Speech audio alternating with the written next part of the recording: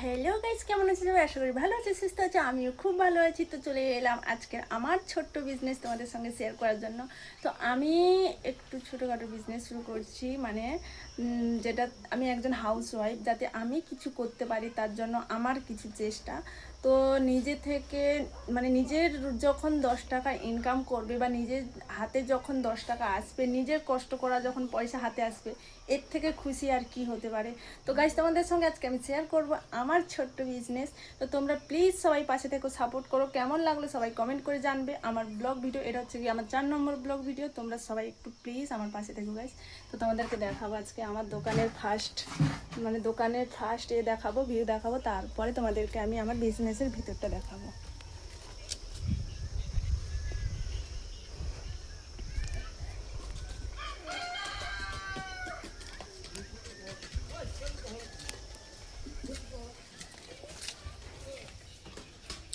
তো বর্তমানে আমি এখন এখানটায় কিছু কাটাকাটির কাজ করছি। আমার এই যে দেখো, এটা হচ্ছে কি আমার মেশিন।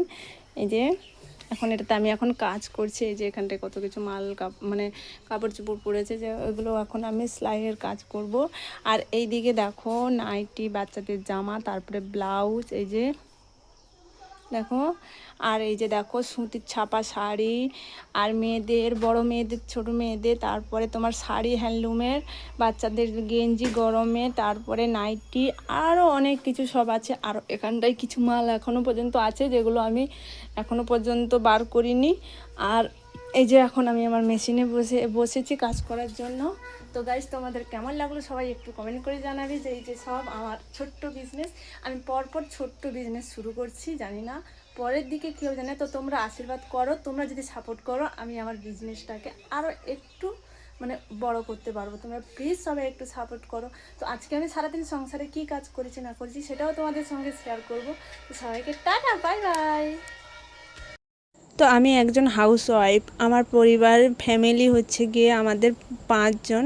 তো আমাদের 5 জনকে নিয়ে আমার সারা দিন কেটে যায়। সারাদিন সংসারে সবার জন্য করতে করতে আমার দিন কেটে যায়।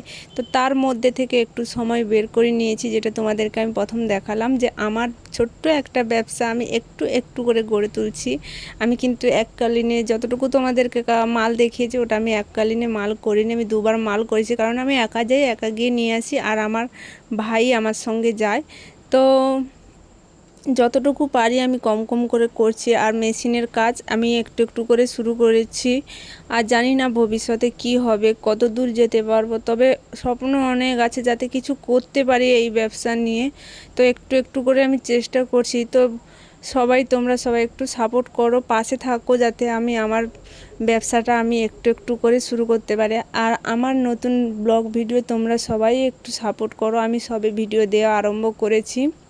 তো আমি ফানি ভিডিও করতাম, কিন্তু ফানি ভিডিও করতাম ঠিকই, কিন্তু আমার ওয়াচ টাইমের খুব সমস্যা হচ্ছে, তার জন্য আমি লং ভিডিও আবার দেওয়া আরম্ভ করছি। তো আমি জানি না আমার ব্লগ ভিডিওগুলো কেমন হচ্ছে, তোমরা সবাই একটু প্লিজ কমেন্ট করে জানাবে, ভালো হচ্ছে না খারাপ হচ্ছে। প্লিজ সবাই একটু সাপোর্ট করো। এই যে সারা দিন সংসারে যতটুকু কাজ করব সেটা তোমাদের সঙ্গে আমি শেয়ার করব। তো দেখো, আমি ফার্স্টে আমি তোমাদেরকে দেখালাম যে আমি সকালে থালা বাসনগুলো ধুয়ে নিয়ে এসে আগে আমি জল ঝরাতে দিয়ে দিয়েছি। তারপর এই দিকে আমি চাল বের করেছি।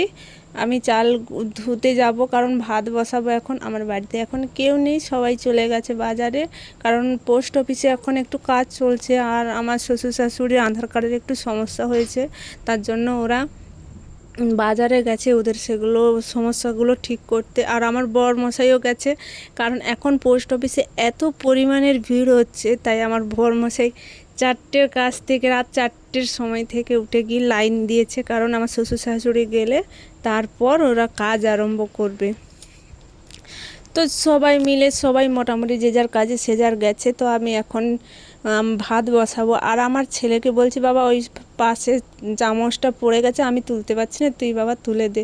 আর আমার ছেলে বলছে, না বাবা, না মা, আমি যাব না, ওখানটায় পোকা আছে, আমার ভয় করছে যেতে। বলছি, না রে বাবা, পোকা নেই, তুই যা, তুলে নিয়ে আয়, আমি পরিষ্কার করে রেখেছি ওই সব জায়গা। বলছে, না না, আমি যাব না, পোকা আছে, ভয় করছে। তারপর আমার ছেলের জন্য আমি দুধ গরম করেছি, ও দুধ বিস্কুট খাবে। আমার ছেলে দুধ খেতে একটু ভালোবাসে।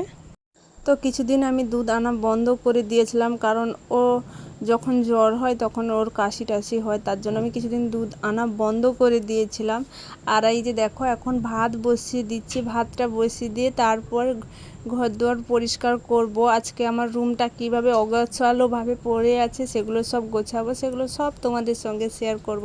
কারণ তোমাদেরকে শেয়ার করলে একটু আমার মনটা একটু হালকা হবে, যে আমি সারাদিনে কী করি না করি সেটা তোমাদের সঙ্গে শেয়ার করব। তারপরে তোমরা সবাই একটু যদি সাপোর্ট করো তাহলে আমার ভিডিওগুলো একটু একটু করে এগিয়ে যাবে। আর আমরা মেয়েরা সারাদিন সংসারের জন্য যত কাজ করি না কিনি, সেই দিন শেষে একটাই কথা আমাদের শুনতে হয়, তোমরা কি করো বাড়িতে। সত্যি যদি একটা পুরুষ মানুষ যদি সারাদিন একটা সংসারের কাজ করতো তবে তো সে বুঝতো যে সংসারে তো তারা তো সারাদিন একটাই কাজ করে, যাতে যাতে তার সংসারটা ভালোভাবে চলে, যা দু পয়সা আমাদের জন্য ইনকাম করতে যায়, আমরা যাতে ভালো খেতে পাই, ভালো থাকি। কিন্তু তারা জানে না সংসারে একটা কাজের থেকে 10টা কাজ করতে কতটা পরিমাণের কষ্ট হয়। তো অনেক মানুষ যারা বিদেশে যায় তাদেরও খুব কষ্ট হয়, যেহেতু তারা অনেক দূরে চলে যায়। কিন্তু আমি আর আমার স্বামী দুজন একসঙ্গেই কিছু করি, মানে কাজ করি, যে আমার ব্যবসাটা আমি শুরু করেছি, দুজন মিলে একসঙ্গেই কাজটা করি যাতে আমাদের সংসারটা ভালোভাবেই চলে যায়। তো গাইজ দেখো এখানটায় আমার খাওয়ার টেবিলটা মোছা ছিল না, তো ভালো করে মুছে নিলাম। এটা হচ্ছে কি আমার শখের জিনিস। সত্যি কথা বলতে কি আমি বিয়ে হওয়ার পরে একটা একটা করে তিল তিল করে একটু একটু করে আমি আমার শখের জিনিসগুলো করেছি। কারণ যার শখের জিনিস সে বোঝে যে শখের জিনিসের মর্ম কী। তো এই যে এই সোফাটা আমি কিনেছি প্রায় 4-5 মাস মতো হয়েছে এই সোফাটা আমি কিনেছি। তো সোফাটা কেমন লাগছে গাইস কমেন্ট করে জানাবে। আর এটা হচ্ছে গিয়ে আমার শ্বশুর শাশুড়ির বিছানা, যেহেতু ওরা চলে গেছে তাই আমি ভালো করে ওটা ঝাড়মুছ করে পরিষ্কার করব। এদিকে আমি বক্সে গানটা চালিয়ে দিয়েছি, দিয়ে নাচ করছি আর সব জিনিসপত্র গোছাচ্ছি। তো আমি যখন গান চালাই তখন কিন্তু আমার মুডটা একদম ফ্রি হয়ে যায় আর খুব ভালো লাগে, খুব আনন্দ লাগে। তখন আমার কাজগুলো কিভাবে